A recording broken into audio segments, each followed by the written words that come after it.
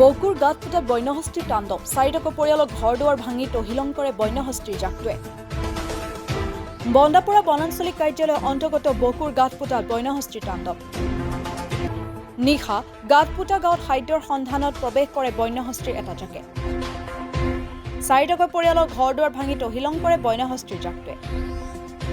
গাঁত ফুটাৰ মিলন ৰাভা আৰু চন্দ্ৰকান্ত ৰাভাৰ ঘৰ ভাঙি থৈ যায়, লগতে তিনিটা বনৰীয়া হাতীয়ে ইয়াৰ লগতো কেইবাটাও বাসগৃহ ভাঙে হাতীকেইটাই। যোৱা কেইবাদিন ধৰি অঞ্চলটোত বনৰীয়া হাতীকেইটা তাণ্ডৱ চলাই আহিছে যদিও কাণ খাৰ নাই বন বিভাগৰ। চৰকাৰৰ পৰা সহায় বিচাৰিছে ভুক্তভোগী পৰিয়ালকেইটাই। আজি ৰাতি মানে ধৰ 10-15 মিনিট এনেকুৱা হ'ব আৰু এনেকুৱা অৱস্থাত তাৰমানে গধূলি টাইমত লাইনো নাছিল। লাইন নথকা পানী পৰি থাকিল। পানী পৰি তাৰমানে এইফালৰ পৰা এই চাইডৰ পৰা আহি 3টা হাতী আহি কিনে তাৰমানে এনেকুৱাকৈ এই আমাৰ এইটো ল'ৰাটো থকা ঘৰটা আৰু এইটো হ'ল পাকঘৰ। ৰাতি পানী পৰি থকা অৱস্থাত আহি কিনে তাৰমানে ভাঙি দিছে। গম নাপালোঁ।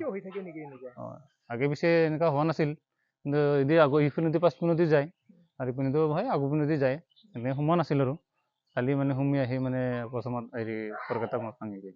এই গাঁওখনত বা অঞ্চলটোত কেইখনমান ঘৰ আজি আমি এনে গম পোৱা 4 গিৰি হয় আজি ভাঙা।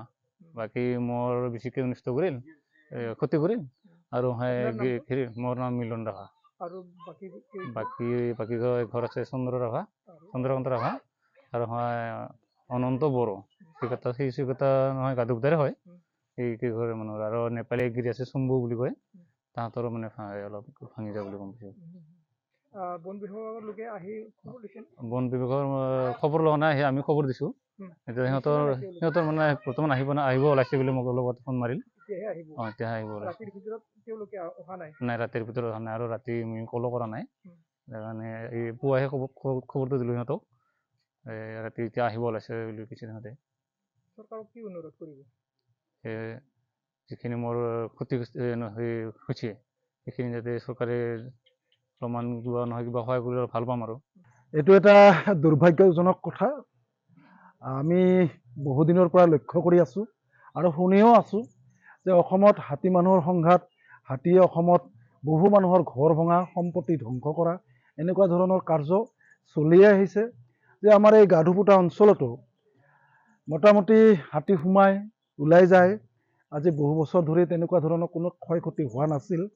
এইবেলি যোৱা নিশা বৰষুণৰ মাজতে আহি মোটামুটি ওচৰতে থকা মহিপাৰা হাঁচি অঞ্চলৰ যিটো হালবাৰী জাৰণি তাৰ পৰা ওলাই আহি আজি গাধুপুটা অঞ্চলত 4 ঘৰত বিশেষকৈ টিং পাতকে আদি কৰি ভঁৰাল আদি কৰি ঘৰ দুৱাৰ আদি কৰি বিভিন্ন ধৰণৰ সম্পত্তি ক্ষয় ক্ষতি কৰিছে।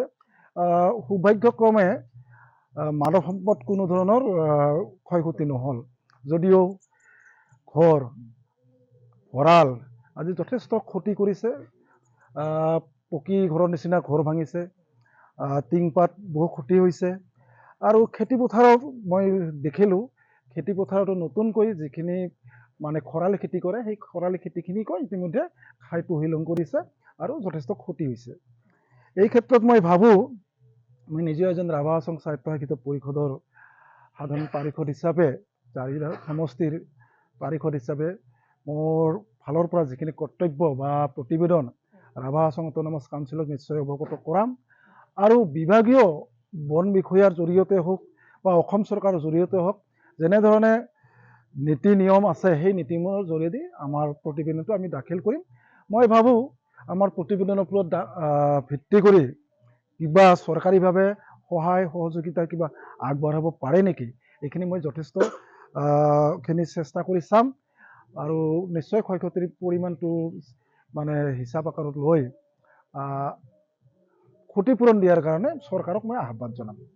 আৰু পূৰ্বতেও এই ঘৰখন ভাঙি যোৱা বুলি পেলাই গম পাইছিলোঁ, কেনেকুৱা? যোৱাবিলেও ঘৰখন ভাঙিছিল, ভঁৰাল আছে ভিতৰত। যোৱাবিলেও ইয়াৰ পৰা এটা ভঁৰাল মানে ভাকৰি বুলি কওঁ আমি, দাঙি লৈ গৈছিল মানে হালবাৰীলৈকে। তাত বহুত ধান আছিল, মোটামুটি ধৰ 20-25 মোন ধান আছিল। তেনেকুৱাকৈ হৈছে। এইবিলেও মানে ভঁৰালটো মানে ভাকৰিটো দাঙি নিয়াৰ চেষ্টা কৰিছিল যদিও যিখন ৱাল ভাঙিছে যিখন ৱালৰ মানে প্ৰায় ক্ষতিপূৰণ 30,000তকৈ 40,000 মান এনেকুৱা ধৰণৰ হ'ব তাতকৈ অলপ বেছি হ'ব পাৰে আৰু পুনৰ ৰিপেয়াৰিং কৰাৰ ব্যৱস্থাই নাই ইয়াক সম্পূৰ্ণ মানে নতুনকৈ ভাঙিব লাগিব এনেকুৱা ধৰণৰ বহু ধৰণৰ ক্ষতি হৈছে চৰকাৰক আমি বিভাগীয় অফিচিয়েলি বা নীতি নিয়ম অনুযায়ী বিধি অনুযায়ী নিশ্চয় অৱগত কৰাৰ চিন্তা চৰ্চা কৰিছোঁ আৰু কৰিম বন বিভাগৰ লোকে আহিছিল নেকি বৰ্তমানলৈকে এতিয়ালৈকে মই খবৰ পোৱাত যোৱা নিশা 10 মান বজাতে হৈছে কিন্তু এতিয়াতো মোটামুটি 11 বাজিল এতিয়ালৈকে কোনো ধৰণৰ বন বিভাগৰ বিষয়া বা লোক আহি উপস্থিত হোৱা নাই অফিচটো ওচৰতে আছে ইয়াৰ পৰা নিশ্চয় ওচৰত বন্দাৰ পৰা 1.5 কিলোমিটাৰ এতিয়ালৈকে আহি পোৱা নাই বুকুৰ পৰাটো আৰু বহু দূৰ বা তেনেকুৱা ধৰণৰ বহু দূৰ মানে বিশেষকৈ বন বিভাগক ক'ব খুজিছোঁ তেওঁলোকৰ এটা হেমাহী স্বভাৱ চৰিত্ৰ আছে তেওঁলোকে তাৰমানে ঘটনাটো হৈ যোৱাৰ মোটামুটি 72 ঘণ্টামান পিছতহে প্ৰতিটো হেৰিত খবৰ কৰি খাতি কৰে মই ভাবোঁ ইয়াৰ ব্যতিক্ৰম নিশ্চয় নহ'ব আবেলিলৈকে নিশ্চয় আহিব বা আপোনালোকৰ চেনেলৰ জৰিয়তে যেতিয়া প্ৰচাৰ হ'ব তেতিয়া নিশ্চয় আহিব তেওঁলোকে এটা সান্তনা দিব এনেকুৱা ধৰণৰ চিন্তা চৰ্চা তেওঁলোকৰ আগৰ পৰাই আছে আৰু হেমাহী বুলিয়ে কোৱা যায় বকুৰ পৰা ধনমণি মেধিৰ ৰিপৰ্ট মাই নিউজ এনি